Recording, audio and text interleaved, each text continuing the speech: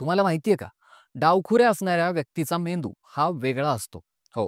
डाव्या हाताचा वापर करणारे आणि उजव्या हाताचा वापर करणाऱ्या लोकांचा मेंदू हा काही बाबतीत वेगळं काम करतो आणि हा फरक त्यांच्या हाताच्या वापराशी जोडलेला असतो. जगात 87% लोक हे उजव्या हाताने, 10% लोक हे डाव्या हाताने आणि उरलेल्या 3% लोकांचे दोन्ही हात वेगवेगळ्या कामांसाठी ॲक्टिव्ह असतात. जे दोन्ही हातांनी ॲक्टिव्ह असतात त्यांना क्रॉस वायर्ड म्हणतात. मेंदू 2 भागात डिवाइड झालेला असतो, डाव्या आणि उजव्या.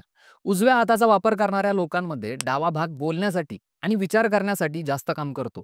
तर उजवा भाग हा क्रिएटिव्हिटी, इमेज समजण्यासाठी आणि म्युझिकसाठी काम करतो. पण डावखुऱ्यांमध्ये हे दोन्ही भाग जवळपास सारख्या पद्धतीने काम करतात. त्यामुळे त्यांचा मेंदू वेगळा असतो. डावखुऱ्या लोकांच्या मेंदूंचा दोन्ही भागांना जोडणारा एक भाग कॉपर्स कॅलोसम हा थोडा मोठा असतो. त्यामुळे त्यांचा मेंदू हा माहिती फास्ट सेंड करतो. त्यामुळे ते लोक एकाच वेळी अनेक गोष्टी हाताळू शकतात.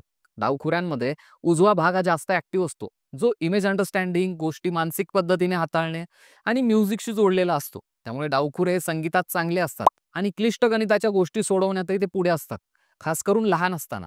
संशोधनातून असं दिसून आलंय की डावखुऱ्या लोकांचा गोष्टींकडे पाहण्याचा दृष्टिकोन हा वेगळा असतो. डावखुरेपणाचे काही तोटेही असतात.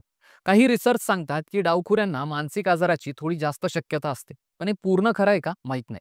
तसंच जगातल्या सगळ्या गोष्टी या उजव्या हाताच्या लोकांसाठी बनल्या आहेत. त्यामुळे डावखुऱ्यांना कात्री, चाकू यांसारख्या गोष्टी वापरताना त्रास होतो. पण यामुळे ते जास्त फ्लेक्झिबल बनतात.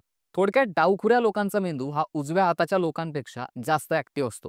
त्यामुळे आपल्या लेफ्टी असणाऱ्या मित्रांना ही रील नक्की शेअर करा.